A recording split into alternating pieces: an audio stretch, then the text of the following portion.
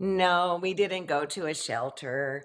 If you guys didn't see my Facebook page, our mascot, our guild mascot, we had to put her down this weekend. It was just Heidi. It was just horrifying. And I think what happened was she is a hunter, and there seems to be a problem with people putting out things like mice, poison and stuff like that, and um, then the mice eat it, and then the animal ingests it, and then it kills them. And I understand the whole mice thing because look, we're redoing our kitchen here. Sorry, I'm trying to get this thing level. We're redoing our kitchen here, and I mean, with all the appliances and everything that were ruined, including all that by the mice. You're into tens of thousands of dollars, so I get it, but I would wish people might be a little mindful about this sort of thing. Um, it was her liver, and a liver count should be 150 or under, and she was at 32,000. So ugh, yeah, yeah. She will be missed. She was a spark of joy in all of our lives, all of us. We all, crazy Heidi, we all got to enjoy that sweet thing. I have a bunch of things to share, and then a really cool interview with Lisa Erlandson.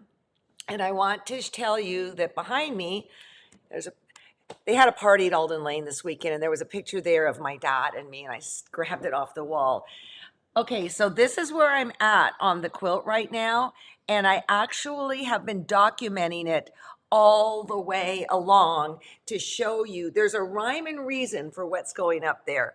But the part that's really making me kind of is I think I have to make, let's see, what's 4 times 8, 8 or 9 more heart blocks. It's too small to give the impact that it had that I want. But also, I will tell you that I am really loving working with these silks for all the pain in the butt they are. Yes, pain in the wazoo, the butt. It's something else, okay? So, anyways, okay. Let's see what I loaded up this morning. It's always a surprise to me, even though I just did it 2 hours ago. Oh, Barbara. Yay, another ribbon. I just adore this when I see that our BOM is getting ribbons.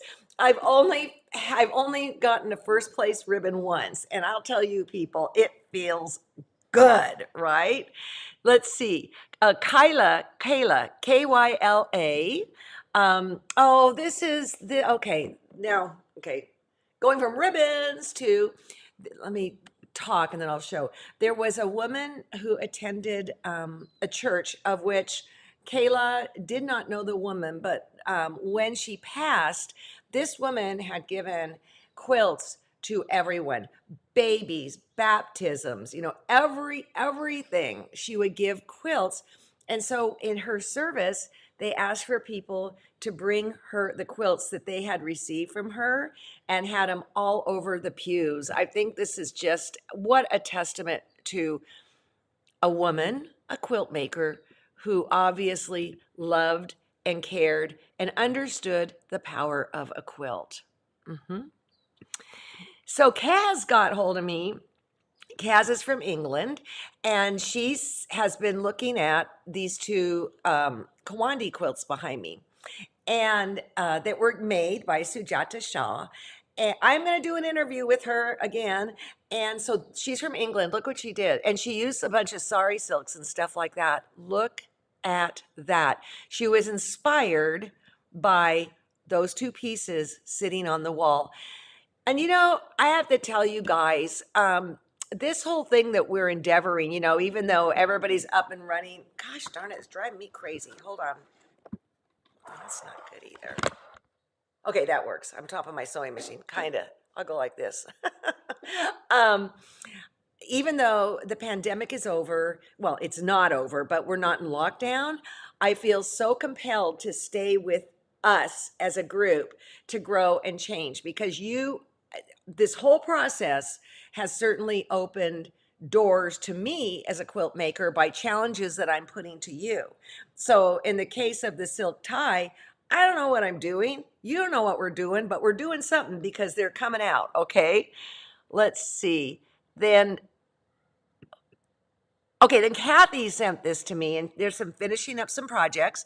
And what I love when I get these is that if you're new to all of this, these are projects that we did during the pandemic. And she did that embroidery piece, but then she went and tea dyed it. And my guess is to knock it back a little bit, like the quilt that's on the bed. And I wonder if that's French General fabric. I don't know, but I get the idea there, and I think it's great. All right. Then we have a Kathy number 2. Okay, silk ties. Yes, sir. I'm behind you, but you said that Suhata Shah was from England. No, I said not Sujata. No, the woman who made the quilt was from England, not Sujata Shah. Yeah, no, Sujata Shah is around the corner from me. Well, not literally, but almost. So Kathy made this little darling purse out of a tie. Now, what I dig about this is I'm not quite sure how she did it. I'm pretty sure this is a tie, but I don't think you would get that vibrancy just out of regular fabric. So here it is with then the button closed. Whoops, I showed the wrong one. The button closed, which I totally dig. And then there it is with it open. So thank you so much that you people send this to me. Okay, then what's this, Jane? Okay, this is so stinking cute. This was our birdhouse project that we did during the pandemic. And I want to just keep pushing that. So people who are new to this platform that we've been working on now for quite a long time, we've done some pretty awesome things. And I will say unequivocally, this is better than mine. And I don't want to say it's the best one I've seen because I don't want to hurt anybody's feelings, but this is good. And it reminded me that I need to get out mine and get it quilted, which she did a close up of another one. But look how the little birdie's noses just tip into those pinwheels. Perfection, people, absolutely perfection. She then was asked to teach a class or is teaching a class with a riff on that, and she's teaching this. Look at how she has the TQS star there. Okay, that makes me happy, super happy. And then let me show you the quilting, which got me inspired to even get going. Oh, the other thing that Jane said was that, did I say Kathy? Because I meant to say Jane. That Jane said was that she used a technique that Ricky did on the show to do the background. And whenever she teaches, she always gives credit where credit's due. And that's how my feeling is. You want to teach my stuff? I don't care. Just give me credit and or whoever else you are, teaching from their book. Or well, of course you haven't get the book, but okay, I'm yammering. But look at this is a real simple. Oh my gosh, look at the little faces and the hearts. I just seen that now. Cute. Super cute. You people are so talented. Okay, and then this is Kathy. Oh, okay, that got out of order. Sorry. Okay, then this is Suzanne. And Suzanne saw this at a show. Thank you for snapping a picture. Of course, it's silk ties, but I want to point something out when I really looked at this morning when I was loading it up. You know, you got these houses that are all the same, made out of ties, and conceivably you could butt them all up next to each other. But there's something really, really lovely about the spacers. And I will give you a hint. That's kind of how I did the thing behind me. It makes it less tight, which is very, very appealing. Let's see who made it. There we go. Greta Rogio? Yeah, The Ties That Bind Us. And this is the Fall Festival of Quilts, Undercover Quilters. So many colors. Fabulous. Fabulous.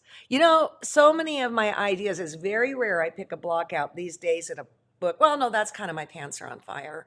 I look at other quilt, like I saw that quilt and I go, maybe I want to do a house quilt. And by the way, I am hooked on this silk, if I didn't say that already. Okay, so Jane was taking a class. It was Kathleen Tracy's sew along, and she decided to do it in silks. She's going to add more borders, so it's just kind of in the beginning. But look how she so boldly added in regular cottons, and it works. So I'm going to be keeping my eye on this one, Jane, to see what you do. And then this is Dee and Barbara's. Oh, yeah. This is pushing them to work with silk, which they hadn't done, and ties. And this is foundation paper pieced. And I will tell you, my square on points are foundation paper piece, and it really kind of helps with the slippage and all that good stuff. But again, I don't think you'd quite get this luminosity if it were not for the ties. That's absolutely beautiful. And I will tell you that I the way I teach is to push you and to have you try new things. I took a class from Margaret Miller 100 years ago at Asilomar, and that's when she was using giant templates and all that. And 2 days into it, by the way, she's one of my favorite teachers, I realized I'll never work that way, ever.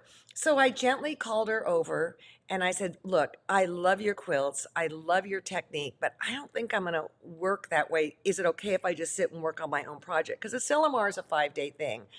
And some teachers would be offended, but Margaret was not. She was the epitome of graciousness. And if nothing else, I learned in that class that working with large templates aren't for me. Now look at me. I was moaning and complaining about this silk quilt, and now I'm like going, I want to do more.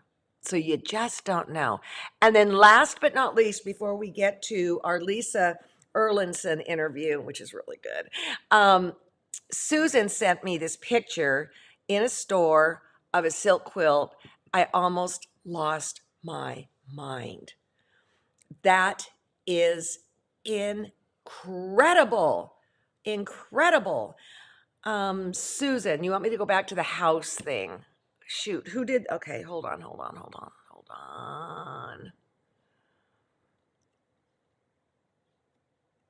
Susan, email me, please, and I'll to my Gmail, and I'll see what I can find and send it to you. I don't want to sit here and flip through all of them because I just have names up here, and my mind is a sieve. That's part of the cancer drug. Yeah. So, okay, Houston's around the corner. We take off Thursday, and there's always I love being there at market. There are not a ton of people, but then we can really get in there and see all the exhibits. So American Quilt Study Group, which we've already done an interview, is going to have a special exhibit there. And we talked to Lisa Erlandson, who's been on the show several times with Segment. She's an antique collector quilt person. And well, okay, be quiet, Alex. Let's just get to it. Okay. Lisa, how are you? I am great. How are you? Well, I'm fine. Now you're sweltering in Texas. It, it's a little bit warm today, but this too shall pass. So she's up in her attic, okay, people? So, Lisa, you have been on shows 2908 segments, 3004, 3205, and 3210. It's Lisa Erlandson, and you are a collector. I am. I am. Possibly a slightly obsessive collector. Well, Yes. that might be true. And I found this quote on your website that I want to share that made me laugh out loud. I wrote it. It's true. Does does that count as like I'm admitting to the world, hi, I'm Lisa. I possibly have a problem. I saw that and just burst out laughing. So, Yeah. so today we have a specific subject matter with you, and it's how you're working with American Quilt Study Group because you are a collector, Yes. and there's magic that's going to come together at the Houston International Quilt Festival this year in 2023, right? Yeah. Yes. Okay, so let's take a look and start. Well, first let's talk about your association. And I know you call it AQSG. To me, Hmm. it's American Quilt Study Group. And we just aired a thing with Nancy Bavor, and she talked about how important this association is. It is. Um, it's a wonderful resource. It's a wonderful fellowship. It's a wonderful group of people, and it's like going when you go to seminar. They have seminar once a year, Right. We talked about live that. Yeah. seminar. Uh, to me, it's like going to like University of Quilt Knowledge. And I don't mean in a way that should scare people like, oh, well, those people, they're smarter than me. It's like if you're curious about something, these are the people you want to know. And Yes. curiosity, it could be about anything from, I don't know how they made dyes in the 1800s to when did they start making uh, pre-cut fabrics It's that funny I that you say that because try. I started quilting, excuse me, like in 79 or 78, and this thing started in 80. And I just remember in my mind, now I live in the Bay Area, it was all happening there, as being Yes. a bunch of brainiacs, and they would write papers and write papers and write papers. And it was like, I don't fit in. And after talking to Nancy, everybody fits in who's a quilter, lest we forget where we came from. Yes. And what I like to tell people, I love to research, but I have not written and published a paper. And it's not really, I don't know, I'm not selfish with my quilts or whatever. I just kind of haven't taken the time to do it. But every presenter, every researcher needs that audience. You need an audience that loves what you're talking about. And so you want to learn, great. You want to sit and absorb, there's no test at the end of it. That's the best part about it. It's just great. You know what? I was fresh out of college, and probably as soon as I said writing a paper, I ran in the other direction. I don't know. So let's take a look at some of the wonderful images that you sent along, and you can tell us about them. I want to tell you about this quilt. This is one that I have done some research on, really with the encouragement of my friends and colleagues in American Quilt Study Group. And this is a quilt that actually has been on thequiltshow.com. So this is something that people can see other than just this big Sure. picture. But this at least is a still photo, and we were moving it around and doing stuff there. But this is a quilt from 1856, and it was made for Emily Benedict Nears. And I think you've got a picture that, people say, how on earth do you know that? Because her mother wrote it. It says Emily B for Benedict Nears quilt, presented by her mother, Mhm. 1856. Well, as I began to research this, I found out that her mother didn't actually make this at all. It was her stepmother. Her mother had passed away previously. Her mother had died in 1844. Her dad remarried in 1845, and this was made in 1856. And Emily was already married and had moved away from Easton, Connecticut to Mar. I can't say this right. Marlborough, New York, in Ulster County.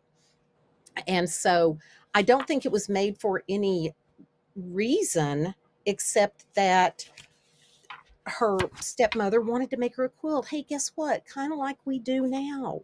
Yeah. So let me ask you a question. So you get your hands on this quilt, or you see this quilt, or any of these people in the American Still Quilt Study Group, and you see the name. Do you go to Hmm. genealogy? I mean, what do you do? Immediately.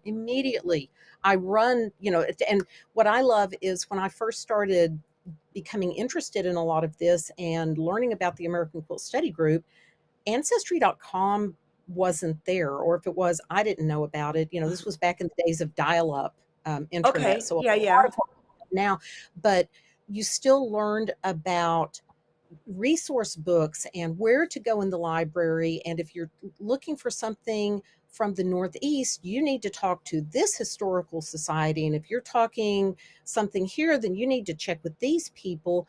But now in a current world, immediately I run, don't walk to find this person's name Mhm. and find and I've got two really cool things that have happened because of this quilt. One is I met somebody that's last name is Benedict online because I was researching their family and got brave and asked a question, because that's another thing that so many of the really great people in AQSG, they say, well, why don't you ask the question? What are you afraid of? Yeah. When they say it like that, it's like, well, I'm not afraid. I'm not afraid. And so then what do? You send the email to the guy. And I ended up meeting him in person and letting him see the quilt. And it was a very touching experience. It didn't come down directly through his line, thank goodness, because then he might have, You might have wanted it. wanted it. But it came down through, it's like the original Benedicts were brothers, I guess, that the quilt came through one and he was the other. But he very politely asked me if he could touch the quilt. And I said, yes. And his wife said, I made him wash his hands. And I Oh, said, boy. yeah. He touched the quilt and he said, just so respectfully, he said, so people with my family's DNA worked on this quilt. And I thought I was going to cry. It was so touching. And to be able to share that with him and his wife, and he took Yeah. pictures, put it all over their family website that Now, he had seen. who has this quilt? I do. Oh, okay, okay, This is mine. Yep, this is okay. mine. I quilt. And this is a close up. There's 25 blocks, I think, and all of them are signed. But of course, we're not going to look at all 25. But this one is a block that was signed by Emily's father, the Reverend Nathan Dunning Benedict. And so you can look at the close up. The next picture is a close up of his little Oh, uh, wait a minute. fatherly advice to her that What's it says, say? may you daily experience the blessedness of those who live for the good of others is the desire of your father, N.D. Benedict. So this was, a very sentimental time in our history. Sentiment was very important, and so it was a little gushy. But what's funny is most people just sign their name, but of course, your father is going to write life advice to you. That's fabulous, Yeah, fabulous. it's wonderful. Ay, This block is the one that her stepmother, wrote her advice on, and I just love the birds. I love the birds so I'm much. really into birds too. Boy, this has to be during the whole Baltimore album movement then, right? No, really, it is because it's 1856. But it's funny; it's not a Baltimore album; it's a Connecticut album quilt. Okay, when was So Baltimore?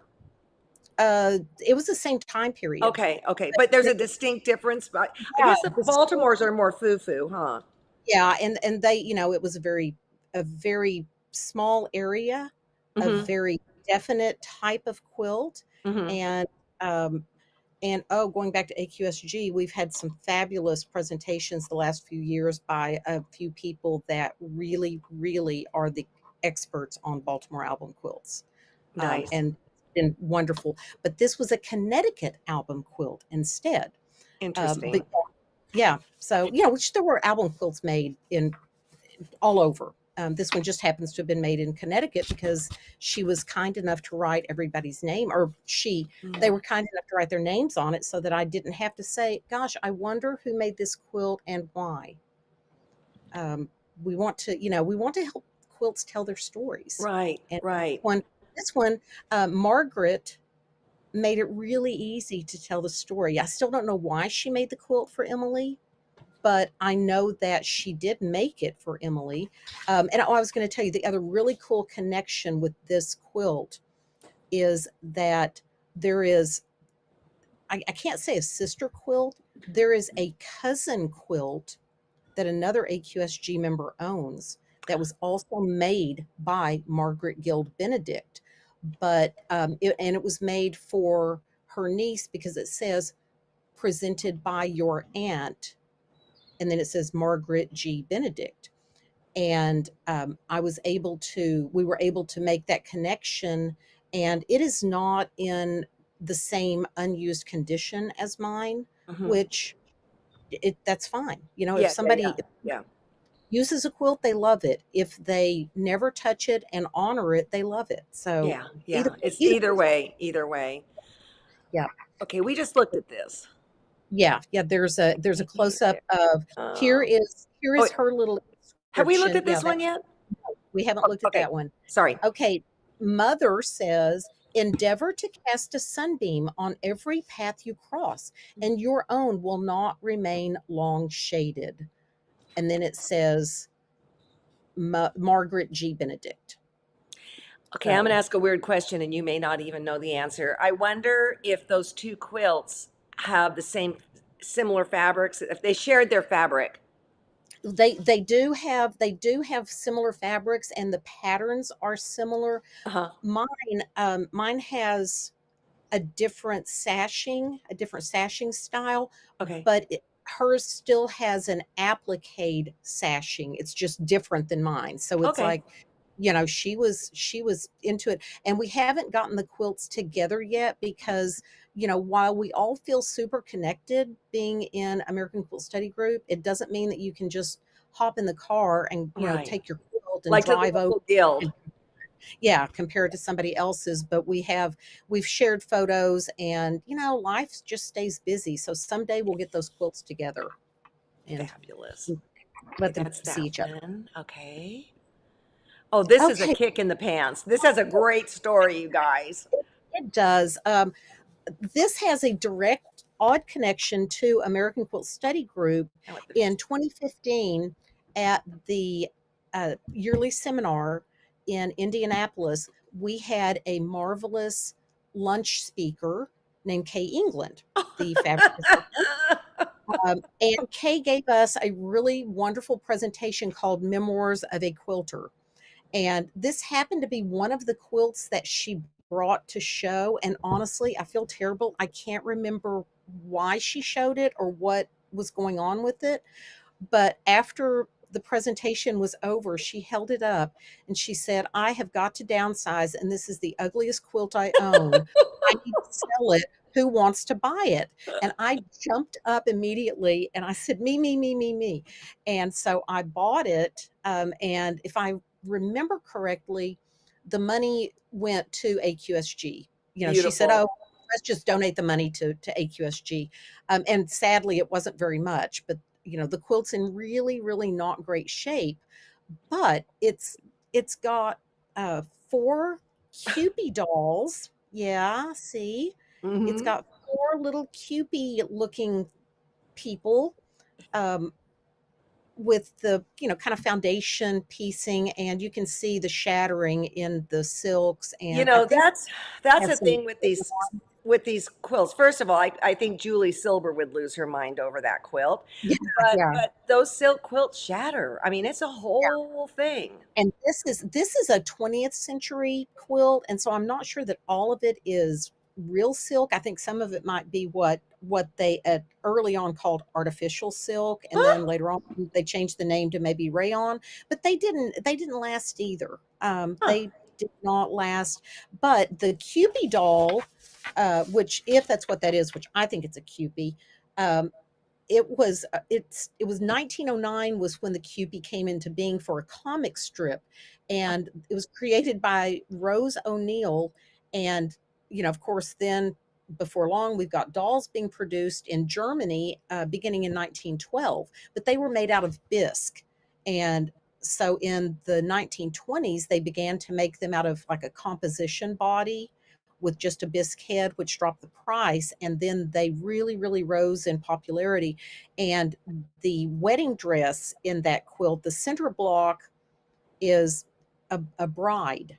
And that looks a lot more like a 1920s style. So Kay England thought that that was when it was from, and who am I to argue with Kay England? No. But it was a really really fun program. You can imagine if that was one of the quilts in it, and then somebody to stand up and say, "This quilt is so ugly, I have to get rid of it." And I don't know if it she's was still really teaching fun. and lecturing, but if you ever have a I don't. chance to see her, she is the Oh, one. she was wonderful. She Yeah. was wonderful. Okay, so this is just a little sample of what anybody that goes to Houston to the International Quilt Festival will have a chance to see. We This have an year. exhibit this year in 2023. We have an exhibit through American Quilt Study Group that I am apparently curating. So I hear. Um, that's and what we've done. Rumor on We the just street. rumor on the street is that I'm curating this. What we've done is we just put out the word. We basically just threw out an email to our members and said, "Hey, we want to do an exhibit, and we would like to have some collectors just kind of show something they're collecting now or something that is a focus of their collecting. And you know, if you're interested, just send us some pictures. Let us see what you've got." And so what we ended up with was, and by the way, we had to do this super quick. We had never done a proposal before for Hmm. Quilt Inc. for festival, and so we didn't really know what we were getting into. And all of a sudden, it was like, "Hey, the deadline's coming up really fast. We've got to do this." And people sent us images, and we have 23 quilts from. I'm going to get this wrong. I don't know how many collectors. Um, That's okay. Yeah, some from not a whole lot, not 23 collectors, but 23 quilts. Uh, my contribution are going to be some quilts that I have collected that have names and dates on Is that them. what I was just showing right there? That the picture, the big picture that you showed a minute ago, this is what is at the top of and you can almost see it up there. You see this Like at tiny 12 little. o'clock, right? Yes, straight Okay, so up. go up there. Um, this is what it says. "This quilt behind me I will leave when I am in my silent grave, that my dear friends may view it o'er and think of me when I'm no more." 1846 by Esther J. White. Is that not a hoot?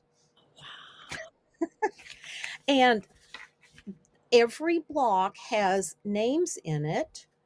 And uh, I've learned a little bit about Esther because that's what I am encouraged to do. This is the block that has her parents' name in it. Her mother was also named Esther. Her father was named Abner, and her What Muster an her Esther and Abner. Abner and Esther Kirk White. Esther was one of 14 children, and this was 14 children that survived. I Right, don't right. know.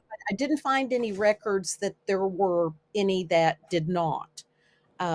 It appears that they were Quakers. Most of the people on the quilt are family.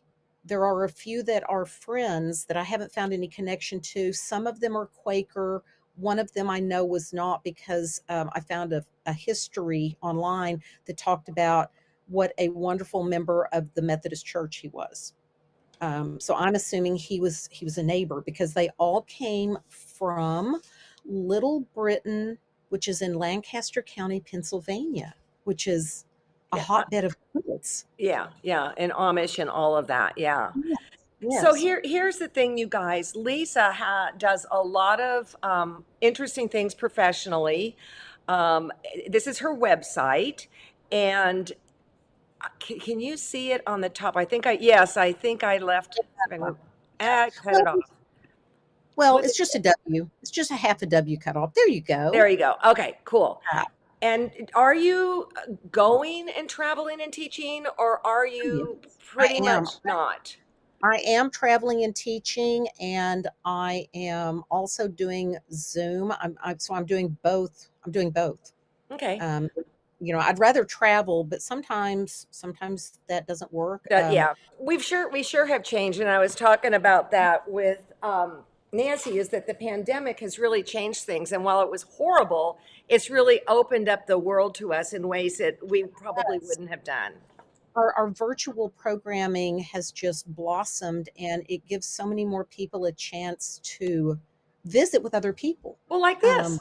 yeah, yeah, yeah. We wouldn't have been doing this. We'd have been going, oh, can we do a phone interview? How are we Right, going to do right, this? right, Yeah, right. So yeah. So listen, this is well, I great. see you. Are you going to be at market or just festival? I will be at festival for sure. I may show up the last of. I don't Market. actually have reservations for market, and so I you haven't know, even got my reservations yet. That reminds me. So, okay, well, thank you so much. I know that people that are going to Houston this year, 2023, are going to be knocked out by this exhibit, and I will.